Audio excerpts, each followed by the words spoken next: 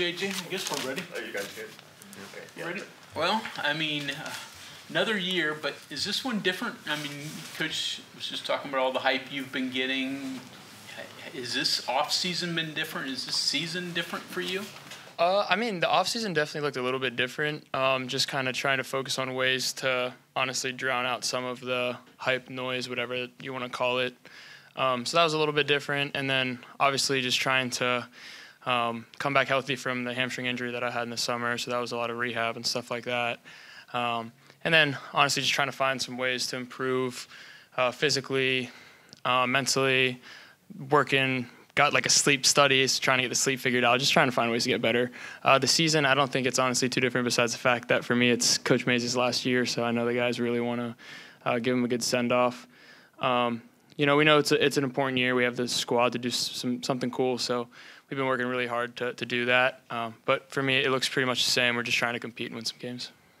What was the USA baseball experience like, and did you play any other off-season baseball after that, or? Yeah, so I started off at the Cape playing for the Chatham Anglers, which was really fun, and then I went to USA. The USA was a pretty crazy experience, just kind of with the level of competition that was there. Obviously playing with, some teammates that pretty much everybody knows, like, Jack Caglione from Florida. Some of those guys, too, were just incredible to meet. And then obviously playing like Team Japan and Chinese Taipei.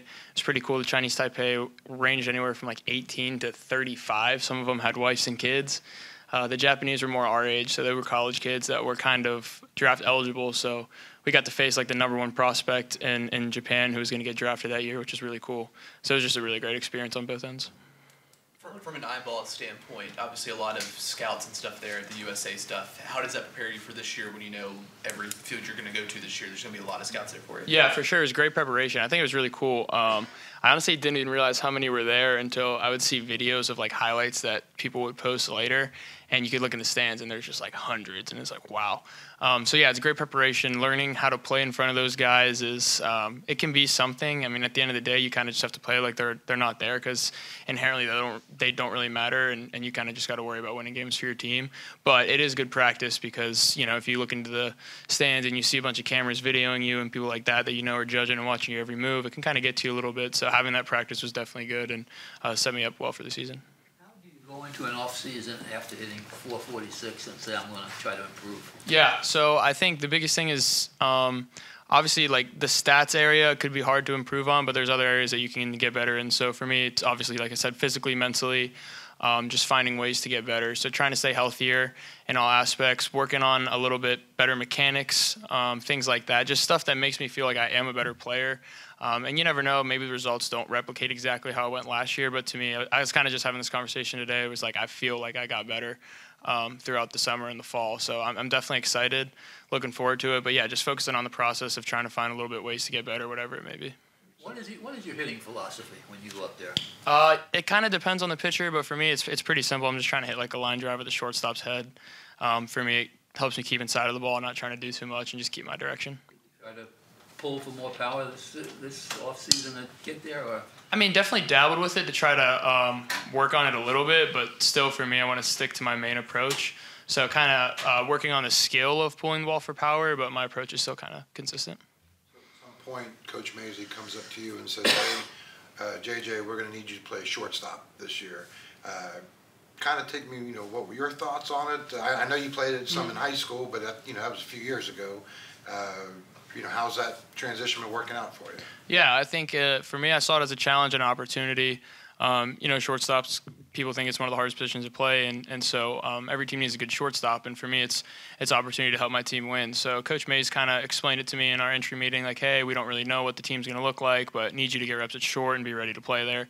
And that's kind of all I needed to try to work on that and try to better myself. If that's a spot that we have open that needs filled, I'm gladly going to do it, and I try very hard to do my best. So it's been something we've been working with our new infield coach, Coach Rasinger. So that's been a lot of fun. It's just transitioning and yeah, kind of thinking back to my high school days when I played there. You played third, second, short. If Hussey gets injured, could you play first, maybe catcher? First might be a little bit sketchy. I would say after those three infield positions, probably somewhere in the outfield. But you're still trying to pitch at some point? I know you. They won't. Yeah, they won't let me. Like I think I don't know what I'd have to do to let them do that. Let me do that. It'd be a lot. So that's still a dream of mine for sure. During the offseason, was there ever a thought in your mind of possibly leaving and entering the transfer portal? No. Why? There's no reason. I mean, I came here to play baseball and to give myself an opportunity to play close to home with people who took a chance on me. And I'm good to people who have been good to me, and the coaching staff and people here have been nothing but amazing to me, and they gave me exactly what I wanted, so there's no reason to leave. I can't imagine that stopped other schools from calling, maybe calling mom, dad, or No, none of that really. Honestly, it was pretty cool. I think they probably knew that I wasn't going anywhere, so it was good. The difference from your freshman year to your sophomore year, was that just maturity, or did something click?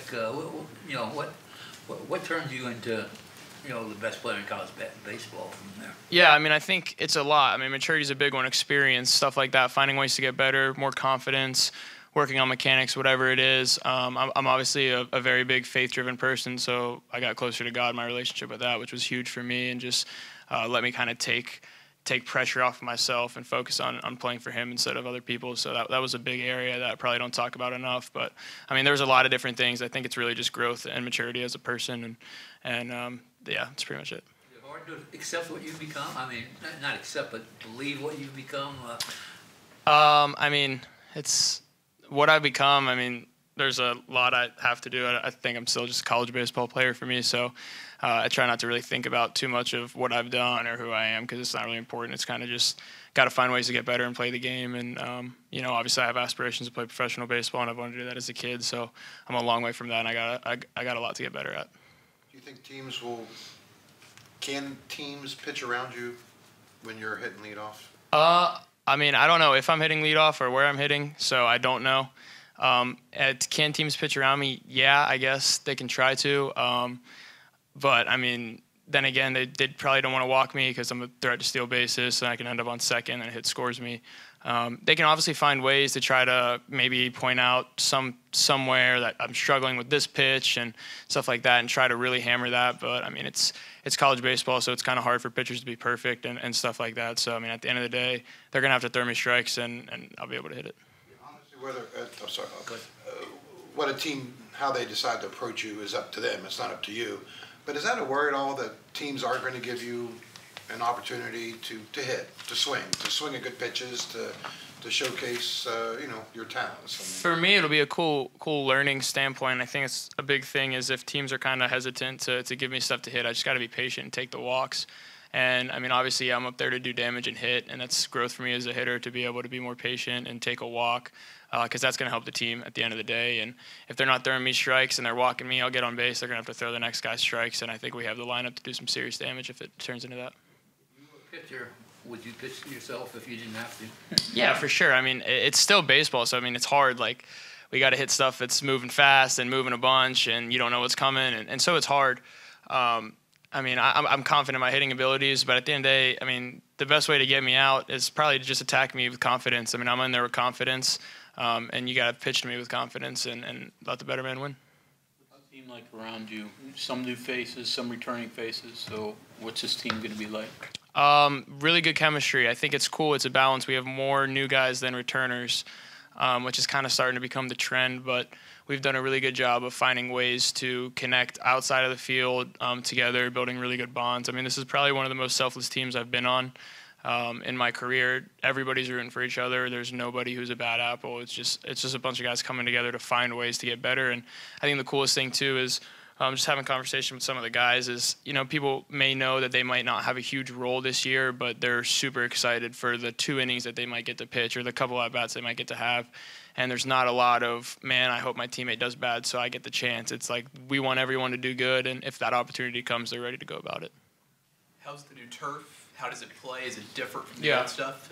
Yeah, it's a lot different. It's slower. It's honestly been pretty bouncy. It's like they say that the time frame for it to be in its best spot is like in a year and a half or so, like that. So I won't get to experience it, unfortunately. But it's in a phase where it almost gets like better every day, just because it's kind of settling in and breaking in. And so it's been a little bit of a tough adjustment. I won't lie, obviously, just because of how kind of fast our turf used to play. So it's a little bit slower. The ball bounces a little bit higher. Our last turf was kind of skippier. But we've been trying to hammer away ground balls and just try to replicate some in-game hops and see what will happen. It's been a little bit of a learning curve, but I think we should be all right. You guys last year as a program got a pretty good taste of success with the conference championship, getting to the NCAAs, but obviously there was still some disappointment with how the year finished. So what's the next step, I guess, and can this team take that next step? For sure, yeah. I mean, the next step is just getting to a super, I guess. I mean, obviously we're full force ahead on Stetson. That's really the only thing we're concerned about, because I think that's what hurt us last year is we were looking forward too much, and we didn't see the Longhorns in front of us who would kind of, sweep us and take us down a bad path. So that's the biggest thing is kind of just staying consistent with the theme of we have to focus on the game that we're about to play. We have to focus on the team that we're about to play, and we can't look too far ahead or get too satisfied. I think last year was a big thing is winning became a habit. We obviously expected to win every game just by the way that we were playing, and we kind of took it for granted. Like I said, we went down to Texas. It was like, oh, we just win one game. We're conference champions. We're hosting a regional. We can go to a super. Let's go to Omaha. Blah blah blah blah blah blah. Just thinking way too far ahead, and it got too much for us. So that's a big area where the guys that are returners know what that feels like. I know what that feels like, so I can kind of help some of the guys if we get into that situation again, where it's like, hey man, like, don't matter who we play. We could be playing the last team in conference in the last week. They can beat us, so we got to focus on them. And that's the next step for us is just to finish strong, which we have the capability to do so. So I'm definitely excited for that. The way it all ended, did it become a motivating factor at all, in the offseason heading into this year? For sure, yeah. I mean, nobody wants to end the year 1-7, especially after winning so many games how we did. So it's tough. We don't want to experience that again. So like I said, we've been trying to make sure we focus on just not looking too far ahead. And so, yeah, it's a big motivator to kind of go out that way, and we want to make sure that doesn't happen again. One more about the shortstop. I mean, for years you had Tuck over there, and obviously the contributions he made. So you're kind of taking that spot now. So how do you break in a new second baseman and develop a kind of relationship that you and Tuck had? Yeah, I mean, it's tough. I mean, Tuck was my man. He's taught me everything, the ropes of the program, how to play, how to be a better person, how to be a better leader. Everything. I learned so much from him, and I give so much credit to him.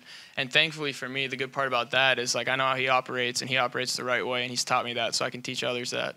That's the biggest thing is, like, honestly, when I try to lead people, I just try to think back to how he kind of coached me and what he did for me.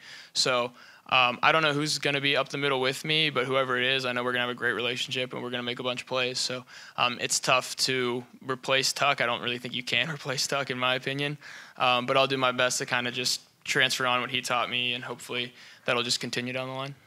We asked Randy who can make a jump kind of similar to what you did last year from one year to the next. He pointed out Logan Save. Do you see that from him, or is there someone else you see kind of making that jump? Yeah, I think there's a couple people, and Logan is definitely one of them. I think he's had a ridiculous fall.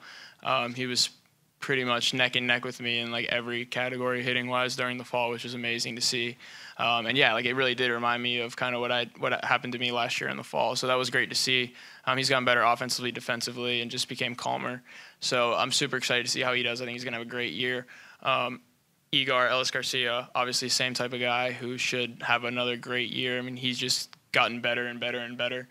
And he's trusting the process, so he's one too. I think Sam White's gotten a ton better. I mean, really just that entire sophomore class, there's so many people who look really good. Carson Estridge from the mound who looks really good. Gavin Van Kempen's been working on a different arm slot, which has been coming out really nice. So I think there's a bunch of guys in that class who have a chance to really improve. We have Skylar King, who's been playing probably the best ball with us that he's ever played. So it's looking really good and really promising from them.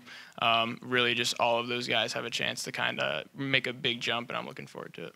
You mentioned that Logan had a really good fall. Obviously, you had a good fall last year, or heading into last year.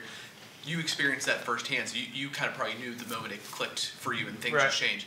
Did you see the moment or moments where it really just changed over for Logan? Yeah, I mean, he just started barreling up more balls. It was more contact, less strikeouts. and it was loud contact. I think that was something for him last year. I mean, he would barrel the ball every once in a while, but I think he had some weak contact here and there. And like in the fall, it was just missile after missile, and his exit velos were up. His average exit velo was up. Everything. He was just pounding the ball, which was really great to see. So I'm sure he noticed it. And kind of honestly, when you're in that train, it's like you're just playing well. You've played well before, so you probably don't think too much of it. But all the guys around him were definitely like, wow, like he is smoking the ball. So it was great. I'm wondering, like last year, like Traxel and Ben pitched a lot of innings, but they weren't, they weren't 95, Right. 96 kind of guys. And the offense kind of was the headlines last year. How do you see that working out? Because, I'm thinking of guys like, you said Van Kempen, Porco, Aiden. These are guys who can bring it, 95. So does this become more of a pitching team this year than last year? Or can it be as offensively driven as it was? I mean, like the aspects of the team, the breakdown of the team. For sure, yeah. I mean, I think it's similar. I think we do have a little bit more, like the power arms that are looking like they're going to be starters. We're going to have some more velo. And you never know how that works. I mean, obviously Traxel and them did an unbelievable job last year, and they did everything we needed them to do. And yeah, of course they didn't have the velo, so we have some of that this year, which is it's a cool shift for sure. You think it'll maybe be a more dominant performance pitching staff starting wise, or more strikeouts, stuff like that. You don't know, but I mean, yeah, looking back on those guys last year was great what they did for us. So I think this year we have a chance to just be really well balanced on both sides of the ball, like literally everything. I think we have a chance to hit for a lot of power, good average. We should be able to steal some bases, and then the pitching too. The pitching's been looking really good. We've got a lot of good arms, and so yeah, I think overall it's just gonna be really well balanced, and we'll really see how it plays out. We might be more offensive, more pitching. Maybe our defense shines, whatever it may be, but it's looking like we'll be pretty well rounded. Obviously, you and Grant came in here together as freshmen, and his power numbers have always been there. Right. Randy was saying that he's kind of cutting down on the strikeouts. He's become a little bit different of a hitter this year. Yep. Do you see that? And how different is he now? As you've been here 3 years with him now. For sure. No, this is the best he's ever looked, and it's pretty evident. Strikeouts are obviously something that's going to happen, and you can't go to the plate, hoping that you don't strike out. You kind of just have to want to get a hit and barrel the ball well.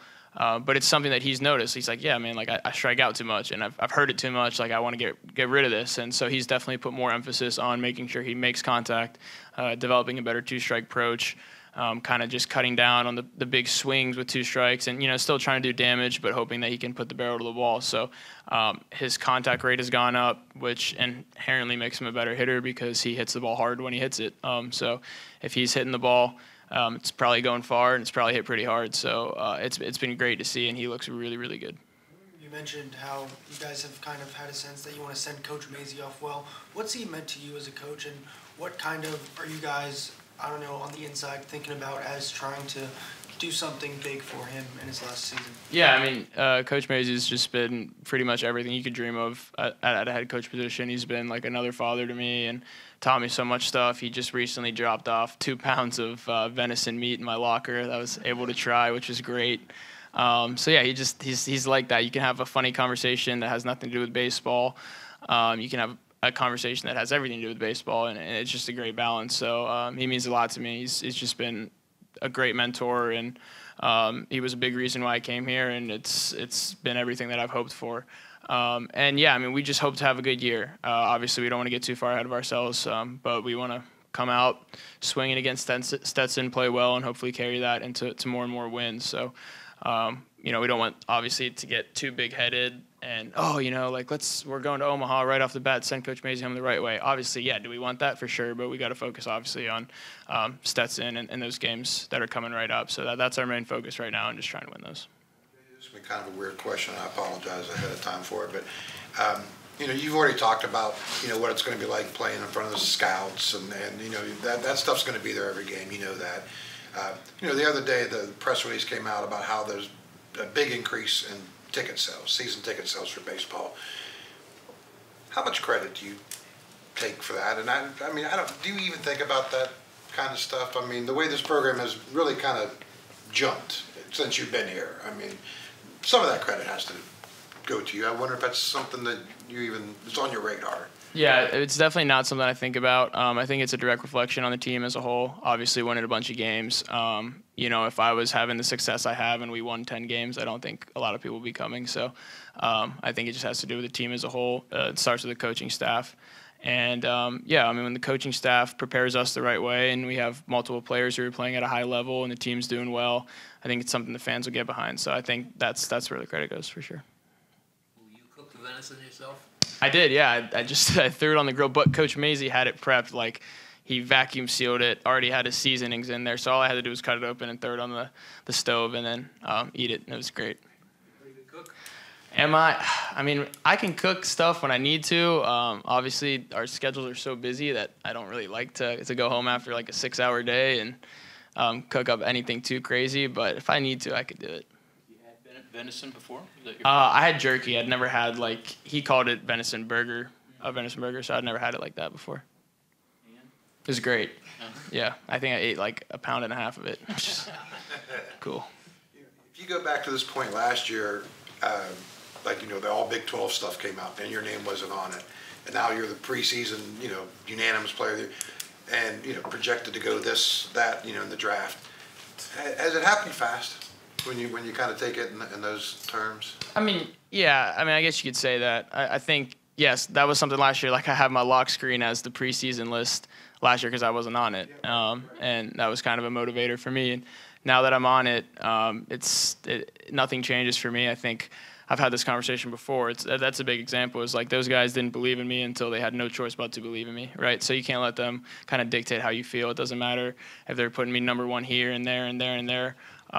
If I don't have a good year, I'm not going to be on those lists anymore. So to me, it doesn't matter. I just want to play well for the team. And if I do so and focus on that, the other stuff should take care of it.